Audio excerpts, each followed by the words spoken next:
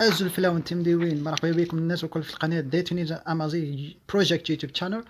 اليوم حبيت نوريكم فازات تنجم تعملوهم في الدار وحدكم، وبرتجوا الفيديو هذايا باش الناس الكل يتعرفوا على اللغة الامازيغية، بالذات التوانسة بصفة عامة، حتى الناس الكل خارج تونس زادا.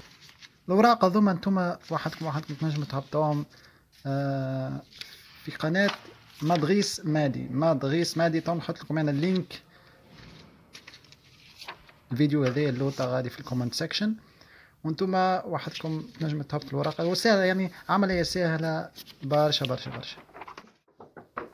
كيما تشوفوا هنا الوراق مستحيل باش يتقطعوا على خاطر بلاستيك.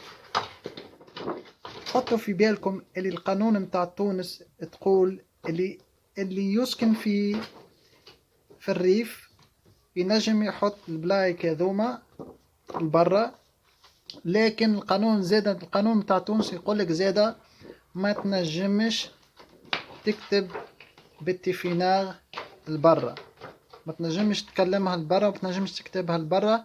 اش معناتها تكتبها لبرا؟ معناتها ما تنجمش تكتبها في المدارس، ما تنجمش تعلمها لحد. هذا قانون تونس، لازم تحترم القانون حاسيل. اما مادامك انت في القرية متاعك في الريف، تنجم البلايك هذوما تنجم تحطهم في توجوت وفي جربة، تجروين، تمزرت، تمغزة، تطوين. المهم لازم تكون قرية أمازيغية. علاش؟ على خاطر القانون تاع تونس الحاكم ينجم يسقسي عليك وينجم فهمني يعملك مشاكل، اخطيك من المشاكل. بسلامة وثان ميرتا مقران في اللون. See you next time.